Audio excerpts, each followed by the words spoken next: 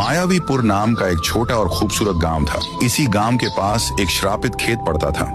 देखने में यह खेत बड़ा था और किसी भी आम खेत जैसा ही लगता था, पर इसी खूबसूरती और सादगी के बीच एक गहरा और भयानक राज छुपा हुआ था। जब भी कोई इंसान इस खेत में पहला कदम रखता था तो उसकी मुंडी धड़ से अलग हो जाती थी। वह इंसान तड़प तड़प कर वहीं मर जाता था। एक दिन गांव के दो दोस्त चिंकू और मिंकू उसी श्रापित खेत के पास की खाली जगह पर मजे से फुटबॉल खेल रहे थे। उसने फुटबॉल को जोरदार किक मारी, सीधा उस श्रापित खेत के अंदर जा गिरा। मिंकू इस खेत से बिल्कुल अनजान था। फुटबॉल को वापस लाने के लिए मिंकू दौड़कर उस खेत की ओर जाने लगा। जैसे ही मिंकू ने खेत में कदम रखा, ठीक वैसे ही वह एक पल भी तड़प नहीं पाया। इसीलिए गांव वाले खेत से कोसों दूर रहते थे और उसका नाम लेने से भी डरते थे। एक दिन सारे गांव वाले एक साथ मिलकर रोते हुए गांव के सरपंच से गुहार लगाई। सरपंच साहब, आपके खेत का कुछ कीजिए। रोजाना यहाँ कोई ना कोई घूमने वाला या कोई नया इंसान उस खेत में जाता है और पल भर में उसकी मुंडी धड़ से अलग हो जाती है। कुछ कीजिए, हमारे गांव का नाम मिट्टी में मिल रहा है। अगर ऐसा ही चलता रहा तो अगली बार आपको सरपंच नहीं बनाएंगे। ये धमकी और गांव वालों का दर्द सुनकर सरपंच टेंशन में आ गया। रात के करीब 1 बजे सरपंच गांव के जाने माने और महान तंत्र ज्ञान वाले बाबा गगननाथ के पास पहुंचा और रोते हुए बाबा से मदद मांगने लगा। गुरुजी, आप महान हो। आप सब तंत्र विद्या वगैरह सब जानते हो। बस मेरी समस्या का समाधान निकालो। दरअसल बाबा, मेरा 10 एकड़ का खेत है जिसमें पता नहीं किस भूत का वास है। जब भी कोई इंसान उसकी मिट्टी पर कदम रखता है, वैसे ही उसका सर धड़ से अलग हो जाता है। रोजाना 2-3 लोग अनजाने में मर जाया करते हैं। आप ही कुछ कीजिए। बाबा गगननाथ बोले, बालक, यह कोई साधारण भूत का वास नहीं है। उस खेत में एक भूतिया और बड़ी खतरनाक पत्थर की मूर्ति है। वह मूर्ति किसी थूंग थूंग नाम की शक्ति की है। उसे अक्सर इंसान का ताजा खून चाहिए होता है। इसीलिए जब भी कोई शख्स उस खेत में आता है तो वह उसे जान से मार देता है। तुम्हें अगर इस समस्या से छुटकारा पाना है तो तुम्हें एक काम करना होगा।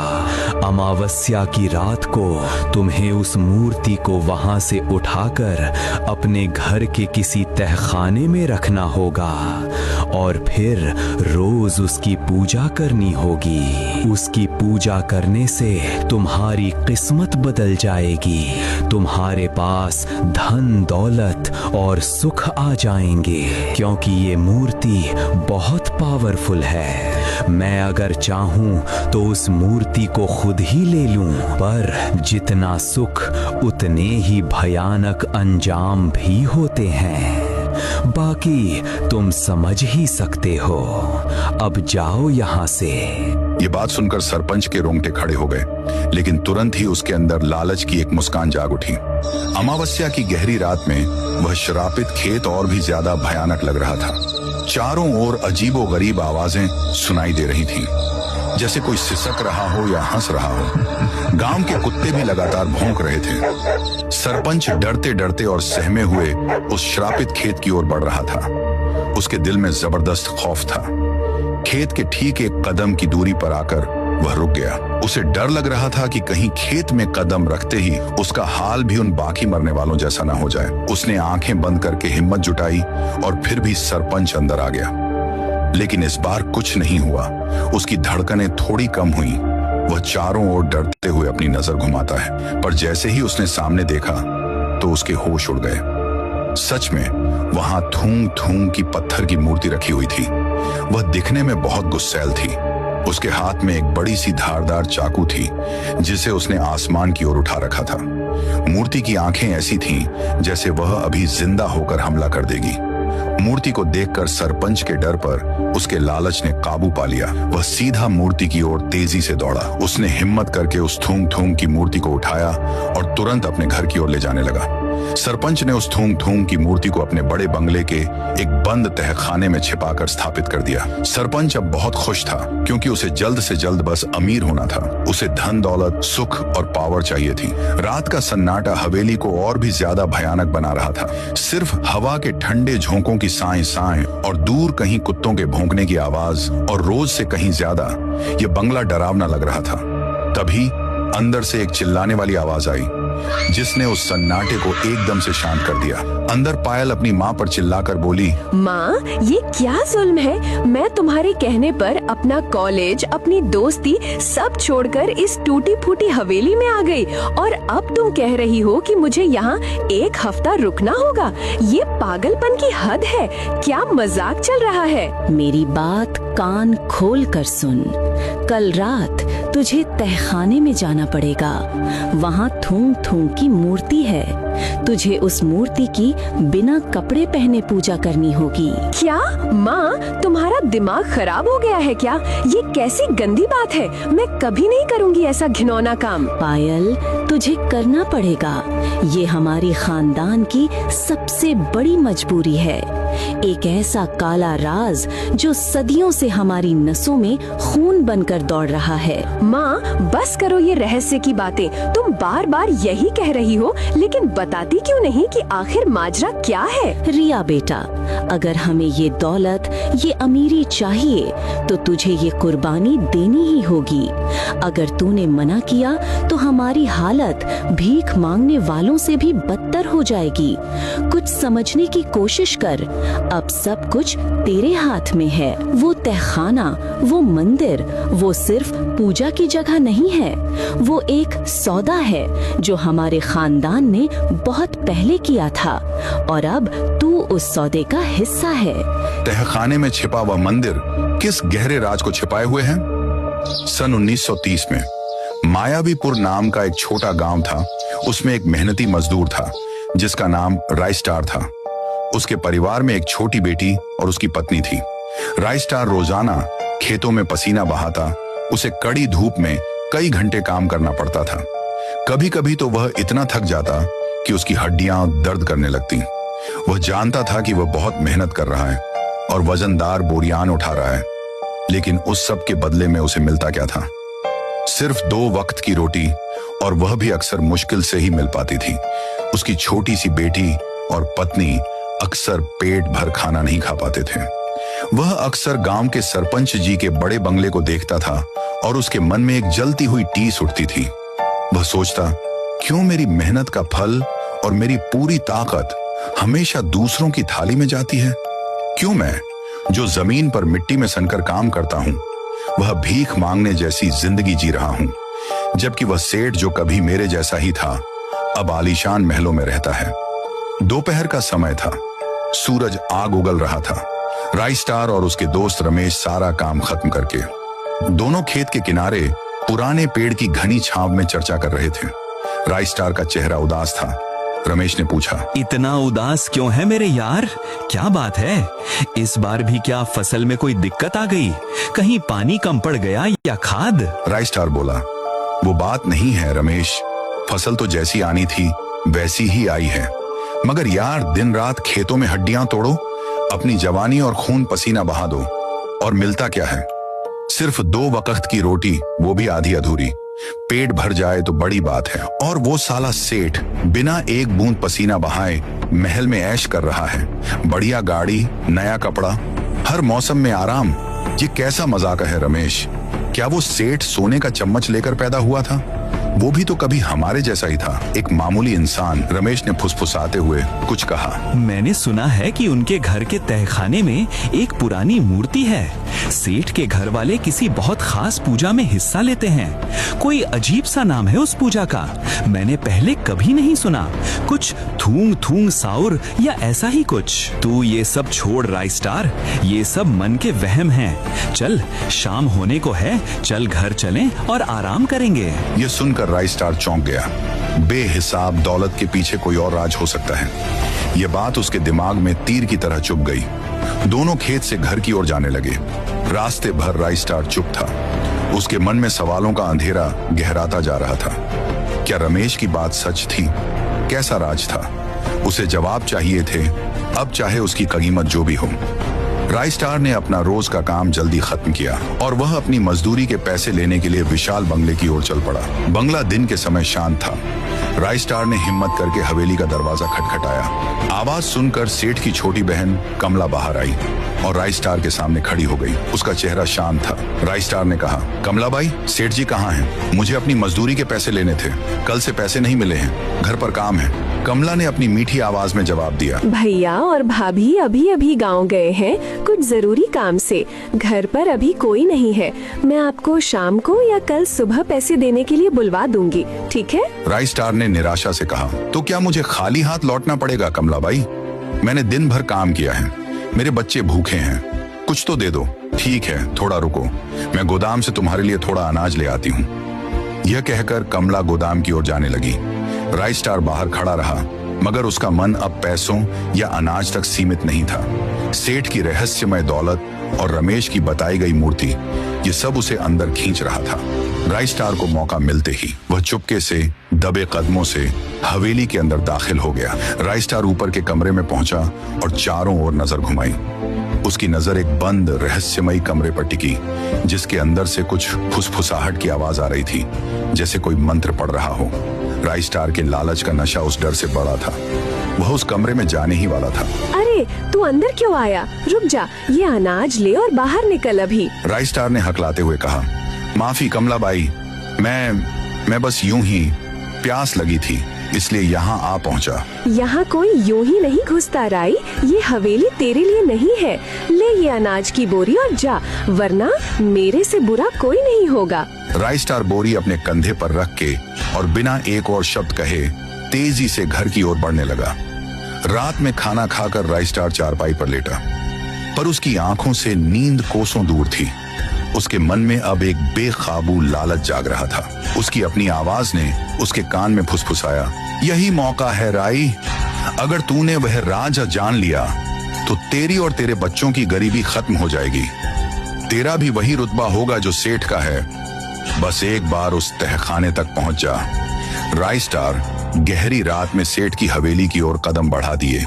पूरा गांव सो चुका था, चांद बादलों में छिपा था। राइस्टार चुपके सेठ के बंगले की ओर बढ़ रहा था। वह आधे खुले दरवाजे से बंगले के अंदर दाखिल हुआ। राइस्टार उसी रास्ते से उस कमरे की ओर बढ़ा जिसे उसने दिन में देखा था। वह बिना आवाज किए सीढ़ियों को पार करके आखिरकार उस बंद और रहस्यमय कमरे तक पहुंच गया और देखा तो उसकी आंखें फटी की फटी रह गईं। उसके ठीक सामने कमला धीमी आवाज में मंत्र पढ़ रही थी, वह भी बिना कपड़ों के, अपनी आंखें बंद किए और हाथों में एक अजीब सी थाली लिए। थाली में कुछ था, शायद खून। उसके सामने वही थूंग थूंग की मूर्ति थी, पत्थर की, मगर इतनी भयानक कि मूर्ति का चेहरा मानव जैसा नहीं था। आंखें खोखली, मुंह और हाथों में कुछ ऐसा जो हथियार जैसा लगता था। मूर्ति के चारों ओर दीपक जल रहे थे। कमला किसी भयानक शक्ति की पूजा कर रही थी। वह आंखें बंद करके अजीब मंत्र पढ़ रही थी। थूंग थूंग थूंग साहुर थूंग थूंग। अचानक वह धीरे से पलटी। उसकी नजर अंधेरे में छिपे राइस्टार पर पड़ी। वह गुस्से से आग बबूला हो गई और जोर से चिल्लाई, राइस्टार, तू यहाँ क्या कर रहा है? हिम्मत कैसे हुई तेरी इस जगह पर आने की? राइस्टार एकदम से डर गया। उसे लगा कि अब वह पकड़ा जाएगा। तभी उसकी नजर कोने में पड़े एक मोटे डंडे पर गई। बिना कुछ सोचे राइस्टार ने फौरन वह डंडा उठाया, सीधा कमला के पास आया और जोर से उसके सिर पर दे मारा। कमला दर्द से चीखती हुई जमीन पर फर्श पर गिर पड़ी। उसके सिर से खून बहकर जमीन पर फैलने लगा। राइस्टार को लगा बस ये अब बेहोश है। वह सीधा थूंग थूंग की मूर्ति के पास गया, उसे वहां से उठाया और जल्दी जल्दी अपने घर की ओर भागने लगा। वह मूर्ति उसके सीने से चिपकी हुई थी। घर आकर राइस्टार ने वह मूर्ति चारपाई के नीचे छुपा दी और खुद उस पर लेट गया। उसके मन में सवालों का एक पहाड़ टूट पड़ा था। मैंने क्या कर लिया? मैंने किसी को मारा है? वह बार बार खुद से सवाल करता। मूर्ति लाकर मैंने क्या हासिल किया? क्या यह सेठ की दौलत का राज है या मेरी बर्बादी का सीधा रास्ता? उसे सबसे बड़ा डर यह था, अगर कमला जिंदा हुई और उसने सेठ को बता दिया कि मैंने मूर्ति चुराई है, तो सेठ मुझे जिंदा नहीं छोड़ेगा। वह मेरे पूरे परिवार को मार डालेगा। सुबह की पहली किरण ने गांव को छुआ, मगर राइस्टार का मन अभी भी उस रात के अंधेरे में डूबा था, जब अचानक बाहर से हरिया की घबराई हुई आवाज ने सन्नाटे को तोड़ा। अरे अरे राइस्टार, जल्दी बाहर आ। अरे राइस्टार, जल्दी बाहर आ, जरूरी बात बोलनी है, बहुत बड़ा कांड हो गया है। क्या हुआ हरिया? गला क्यों फाड़ रहा है इतने सुबह? क्या हुआ? सेठ जी की बहन कमला, उसकी मौत हो गई। सुना है रात को तहखाने में उसकी लाश मिली।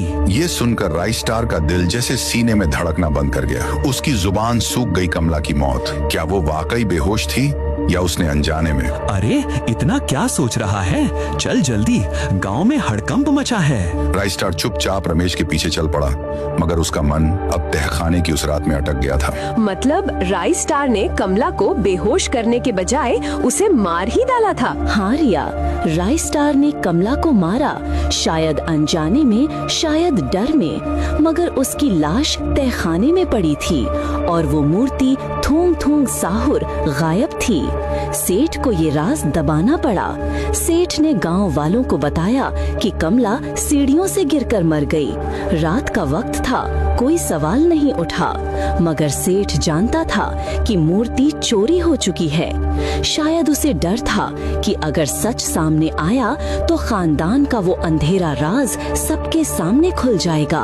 तो मतलब राइस्टार बच गया? हाँ, वो बच तो गया, मगर उसकी जिंदगी अब उसकी नहीं थी। मूर्ति उसके पास थी, मगर उसे समझ नहीं आ रहा था कि उसका क्या करें। वो हर पल डर में जी रहा था। क्या सेठ उसे ढूंढ लेगा? क्या मूर्ति का कोई अभिशाप उसका पीछा कर रहा है? तभी उसे याद आया गांव के पंडित गगननाथ। राइस्टार को लगा कि अगर कोई उस मूर्ति का राज जानता है तो वो गगननाथ बाबा ही होगा। राइस्टार ने बाबा से पूछा, पंडित जी मुझे सच बताइए, कुछ साल पहले तुमने एक महापूजा की थी। बाबा बोले, हाँ, लेकिन तुम्हें कैसे पता? किसने बताया तुम्हें? राइस्टार ने आगे कहा, मुझे सच बताइए, सेठ का तहखाना, वो थूंग थूंग साहुर, वो क्या है? बाबा डरते हुए कहे, राई, तू उस रास्ते पर क्यों जा रहा है? कुछ बातें छूने से पहले सोच ले, वरना सब कुछ बर्बाद हो जाएगा। तू नहीं समझेगा राई, वो कोई देवता नहीं है। मैं और नहीं बोलूंगा, जा अपने घर जा। राइस्टार ने कहा, पंडित जी मैंने वो मूर्ति देखी है, मैंने कमला को मैंने उसे देखा था पूजा करते हुए। अब आप चुप नहीं रह सकते, साफ साफ बताइए वो थूंग थूंग साहुर क्या है? बाबा को आखिरकार बोलना पड़ा। ठीक है राई, मगर ये सच तुझे बर्बाद कर देगा। थूंग थूंग साहुर ये कोई देवता नहीं, वो एक राक्षस है, एक प्राचीन शक्ति जो सदियों से खेतों में कैद थी। वो मूर्ति वो पत्थर से बनी है, मगर उसका रूप इंसानी नहीं। उसका चेहरा जैसे किसी दानव का, आंखें खोखली। थूंग थूंग साहुर की शक्ति वह लालच को जगाती है। जो उसकी पूजा करता है उसे सब कुछ मिलता है, धन दौलत रुतबा, मगर बदले में वो खून मांगता है, ना सिर्फ जानवर का बल्कि इंसान का। सेठ ने उस रात अपनी पहली संतान का बलिदान दिया था और उस मूर्ति की पूजा उस घर की महिलाएं करती हैं, वो भी बिना कपड़ों के। उम्र के 18 साल होने के बाद से उन महिलाओं को वो पूजा करनी अनिवार्य है, नहीं तो सेठ की दौलत उसी बलिदान उसके साथ मिट जाएगा। मुझे पता है तूने वो मूर्ति चुराई है, अब तुम अपने बेटे की बलि दे पाओगे। भाग जा राई, वरना तेरा खानदान भी उसी अंधेरे में डूब जाएगा। वो झोपड़ी से बाहर निकला, तभी अचानक उसके पैरों तले जमीन खिसक गई। वो लड़खड़ाया, सामने देखा तो सेठ जी खड़े थे। उनकी आंखें आग की तरह दहक रही थीं, साथ में कई सारे लोग थे। सेठ जी ने गुस्से से कहा, सुअर की औलाद, तेरी इतनी हिम्मत कि हमारे घर में दखल अंदाजी करे। क्या? वो सेठ जी, आप क्या बोल रहे हैं? मुझे कुछ नहीं समझ आ रहा।